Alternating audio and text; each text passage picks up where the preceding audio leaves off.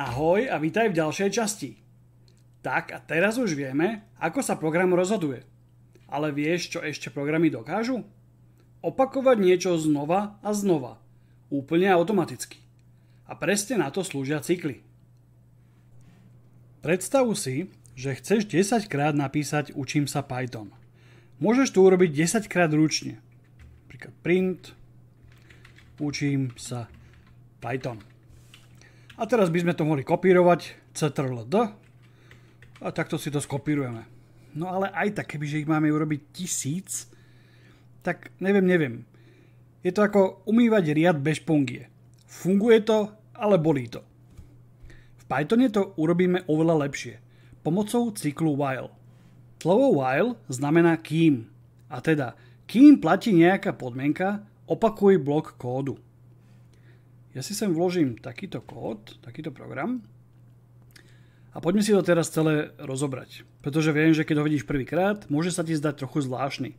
Ale neboj sa, spolu to pochopíme. Vytvárame premenu s názvom číslo a dávame jej hodnotu 1.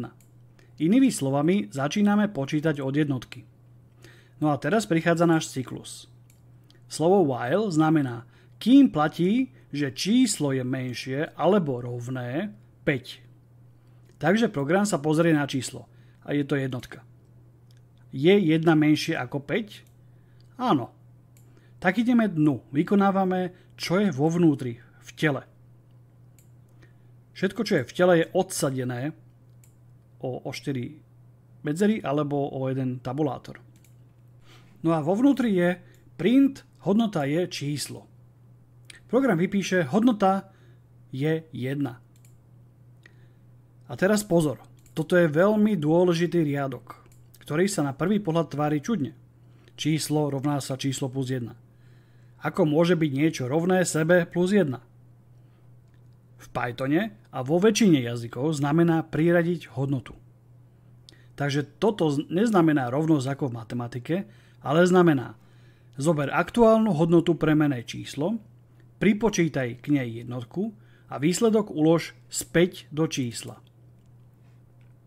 Že číslo bolo 1, tu máme 1 plus 1 rovná sa 2. Áno, my pripočítame jednotku plus 1 do toho čísla a už tam máme dvojku. Týmto spôsobom zvyšujeme číslo za každým o 1. Odborne sa tomu hovorí inkrementácia. Ale my si to zatiaľ volajme navýšenie, pripočítanie. A čo sa stane potom? Program sa vráti späť na while. Znova. A opäť sa pýta, je číslo menšie alebo rovné 5? Takže v druhom cykle už to bude 2, čiže 2 je menšie ako 5. Áno, čiže môžeme pokračovať. Opäť ideme dovnútra toho cyklu. Potom tak urobí s 3, 4, 5. A keď príde na číslo 6, podmienka, kde číslo už je 6, nie je menšia ani rovná 5, čiže už neplatí. A tým pádom sa cyklus ukončí a už nejdeme opäť do toho tela. Že krátke zhrnutie. While, kým platí podmienka. Potom príklad vytlačíme si nejakú hodnotu, nejaký text, čokoľvek, čo tu bude. A potom, nakoniec veľmi dôležité, zvýšime hodnotu o 1, aby sme sa posúvali vpred. Bez tohto riadku by sa číslo nikdy nezmenilo a program by sa zacyklil, ako opakujúca sa pesnička bez vypínača.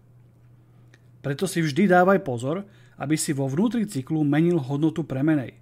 V každom while cykle musí byť niečo, čo posúva program ďalej. Inak si práve vytvoril vlastnú malú čiernu dieru v galaxii jednotiek a nul. A kedy používame while? Používame ho vtedy, keď nevieme presne, koľkokrát sa niečo má zopakovať. Ale vieme, dokedy to má platiť. Napríklad, pýtame sa používateľa na heslo, kým nezadá správne. Alebo opakujeme otázku, kým neodpovie áno. Alebo počítame pokusy, kým nedosiahneme limit. A to je len základná predstava o while cykle. Namiesto tohto zápisu, číslo rovná sa číslo plus 1, môžeme napísať tzv. Skratku. Čiže číslo plus rovná sa 1. Tento riadok je presne to isté, ako keby sme napísali tu, len je to v skrátenej podobe. Čo dosť uľahčuje potom samozrejme prácu. Tým pádom do budúcna určite budeš používať takúto formu. Ja si teraz všetko zakomentujem, Ctrl+A, Ctrl+, aby sa nám nezobrazoval stále ďalší čas kódu. A teraz si napíšem napríklad while true. A budem čakať na odpoveď od užívateľa. Ak odpoveď od užívateľa bude prosím, tak mu vypíšem správne, tu je tá smrzlina a break, zastavím ten cyklus. V inom prípade mu napíšem nie, skús to znova a budem to opakovať navždy, dookola, pokiaľ sa netrafí a nenapíše prosím. Prečo je while true také užitočné? Pretože v reálnych programoch nevieme dopredu, koľkokrát sa niečo bude opakovať. Nevieš, koľkokrát používateľ zadá nesprávne heslo, nevieš, kedy konečne klikne na áno, nevieš, kedy sa rozhodne ukončiť hru a práve vtedy použiješ while true. Nikdy nenechaj while true bežať bez break, inak vytvoríš nekonečný cyklus, ktorý nikdy neskončí a tvoj program bude zacyklený do nekonečna. Takže pamätaj, while true je ako večný robot, ktorý pracuje, kým mu nepovieš stačí. Tak, máme za sebou dve verzie cyklu, ktoré sú v Pythone veľmi dôležité. While a while true. While je ako, kým platí podmienka, opakuj tento blok. Typicky ho používame, keď vieme, aká podmienka musí byť splnená. Ale nevieme presne, koľkokrát sa to má opakovať. Napríklad, kým je číslo menšie ako 5, pokračuj. Kým používateľ nezadá správne heslo, pýtaj sa znova. Ale pozor na najčastejšiu chybu. Nezabudni v cykle meniť hodnotu, inak cyklus nikdy neskončí. Stále musíme navyšovať aspoň o tú jednotku. A potom máme while true. Špeciálny prípad. To je nekonečný cyklus. Funguje ako opakuj stále bez podmienku. Je skvelý na situácie, keď nevieme dopredu, kedy skončiť. Ale chceme to kontrolovať manuálne, pomocou if a break. Tieto dva cykly ti dávajú do rúk obrovskú moc. Odteraz vieš programovať interaktívne, opakovane a flexibilne. Vytvorme si jeden cvičný program. Program je jednoduchý kvíz s prihlasovaním, kontrolou mena a hesla, následným výberom kategórie a 3 otázkami. Použijeme v ňom všetky prvky, ktoré sme sa doteraz naučili. Celý program si môžeme v skratke predstaviť pomocou tohto diagramu. Ten nám pomôže lepšie pochopiť program ako celok a zároveň si vďaka nemu odkontrolovať, či sme na niečo nezabudli. Podobné diagramy budeš v praxi ako programátor dostávať aj od svojho šéfa. Na základe nich sa budeš riadiť pri tvorbe konkrétnej časti programu, ktorá ti bude zverená. Vo veľkých projektoch totiž nepracuje len jeden človek, ale celý tím programátorov. Každý dostane na starosť len svoj vlastný úsek, za ktorý je zodpovedný. A práve takéto diagramy mu presne povedia, čo má jeho kód robiť. Začíname klasickým privítaním a výzvou na prihlásenie. Print, vítaj v minikvíze, print, najprv sa prihlás. Toto je len obyčajný výpis textu na obrazovku. Používame funkciu print. Ďalej použijeme nekonečnú služku na cyklické prihlasovanie, čiže while true. A vyskúšame si to presne takto. While true, napíšeme si premenu meno, do nej si vloží užívateľ svoje meno, zväčší sa na veľké začiatočné písmeno, napíše heslo, automaticky funkcia strip odstráni všetky medzere, ktoré sú pred týmto heslom a za týmto heslom, čiže ostane iba ten samý text. A teraz si urobíme kontrolu. Ak meno sa volá Janko, ak užívateľ zadá heslo tajné 123, tak sa prihlásil úspešne. A napíšem mu vítaj Janko.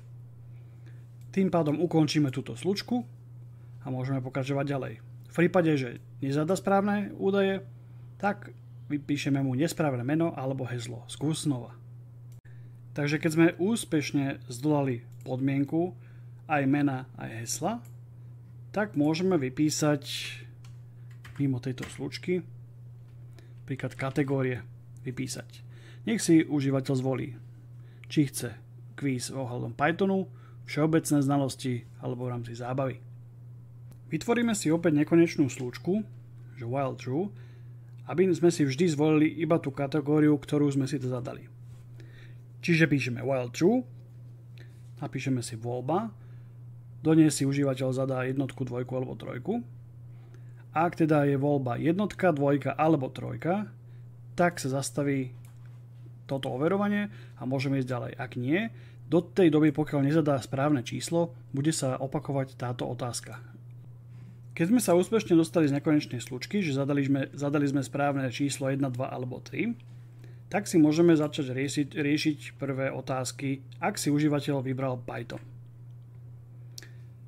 Čiže najprv mu vypíšeme jednoducho začína kvíz, napíšeme si zatiaľ premenu správne odpovede 0, lebo do nich si budeme pripisovať, koľko správnych odpovedí máme. A teda, ak voľba bola jednotka, čiže užívateľ si zvolil Python, tak sa ho opýtame, ako sa volá príkaz na výpis v Pythone. Zmenšíme si text na malé písmená a takisto odstraníme medzery, ktoré sú za alebo pred textom. Ak odpoveď je print, vypíšeme mu správne a pripočítame jednotku do našej správnej odpovede. Ak nie, tak sa iba vypíše nesprávne, správna odpoveď bola print. Taktiež urobíme odpoveď číslo 2, do ktorej sa pýtame, ktorý dátový typ použijeme pre celé čísla. Opäť všetko zmenšíme a odstránime medzery. Ak odpoveď bola int, alebo odpoveď bola integer, bo obidve sú správne, tak mu vypíšeme správne a pripočítame ďalšiu jednotku do našich správnych odpovedí. Ak nie, tak mu vypíšeme nesprávne a správna odpoveď bola int.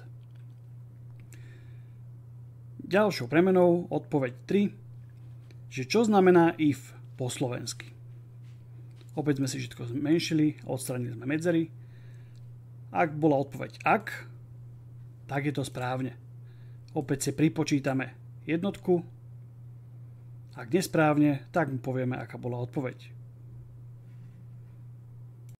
Ak si užívateľ zvolil všeobecné znalosti pri výbere kvízu, tak mu napíšeme opäť 3 otázky. Čiže ak bol výber 2, tak ideme na prvú otázku. Koľko je 5 plus 7? Ak vypíše 12, správne, opäť si pripočítame do našich správnych odpovedí. Ďalšia otázka. Hlavné mesto Slovenska. Ak napíše Bratislava, je to správne. Opäť pripočítame mu 1 bod. Ak nesprávne, povieme mu, aká bola odpoveď.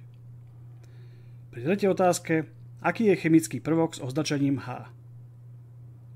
Tu máme opäť dve možné odpovede, vodík bez dlhého I, alebo odpoveď s dlhým I, vodík. A tak mu vypíšeme, že je správne a pripočítame bod. Ak neodpovie správne, tak mu vypíšeme hlášku nesprávne, správna odpoveď bola vodík. No a konečne, posledná otázka, ak sme si zvolili kvíz číslo 3, čo je zábava, tak mu tu vypíšeme otázky na zábavu. Ako sa volá najrýchlejšie zviera na súši? Ak odpovie gepard, správne. Pripočítame mu jednotku. Ak nesprávne, odpoviem mu, aká bola odpoveď. Opäť otázka, koľko má pavúk nôh? Všetko zmenšíme, odstránime medzery. Ak je odpoveď 8, správne a pripočítame mu jednotku. To je isté. Tretia otázka, aký je opak slova horúci? Ak je studený alebo studený s dlhým I, tak je to správne. A pripíšeme mu 1 bod. V opačnom prípade mu napíšeme, aká bola odpoveď. No a už nám iba stačí urobiť výpočet, čiže vyhodnotenie výsledkov. My si zistíme, koľko správnych odpovedí sme získali, keďže vždy sme buď pridali, alebo sme nepridali, ak bola správna odpoveď. Samozrejme, maximálny možný počet bol vždy 3, lebo sme si vyberali z 3 možností, z 3 kvízov a tam boli 3 otázky v každom. Nemáme všetky kvízy naraz, ale iba jeden kvíz a v ňom máme 3 možné body, ktoré môžeme získať. A teda povieme mu, koľko získal bodov z 3 bodov. Ak získal 3 body, vypíšeme mu perfektne. Ak získal 2 body, veľmi dobre. Ak získal 1 bod, mohol by si sa viac snažiť. Alebo nevadí, skús to na budúce. Tak a poďme si to teraz spustiť. Spustíme si program. Ukáže sa nám vítaj v minikvíze, najprv sa prihlás. Zadaj svoje meno. Ja napíšem zatiaľ Jaro. Zadaj heslo. Zadám heslo tajné 1, 2, 3. Nesprávne meno alebo heslo. Skús znova. My sme si to napísali, že by mal byť Janko. Tak dáme Janka. Dáme heslo tajné 1, 2, 3.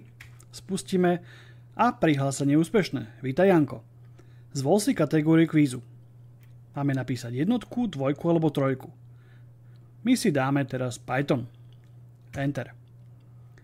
Začína kvíz. Ako sa volá príkaz na výpis v Pythone? Že by to bol print. Enter. Správne. Ktorý dátový typ použijeme pre celé čísla? Ja píšeme integer. Správne. Čo znamená if po slovensky? Ak. Správne. A píšem, získal si 3 z 3 bodov. 3 z 3 bodov. Perfektné. Takto funguje program. Ako vidíš, v tomto jednom malom programe sme použili skoro všetko, čo si sa doteraz naučil.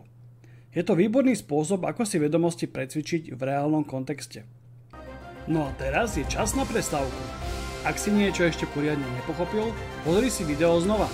Prípadne choď na stránku www.redblueacademy.com a využij priamu interakciu s lektorom, ktorý ti pomôže dovysvetliť, čo budeš potrebovať. Zatiaľ ahoj!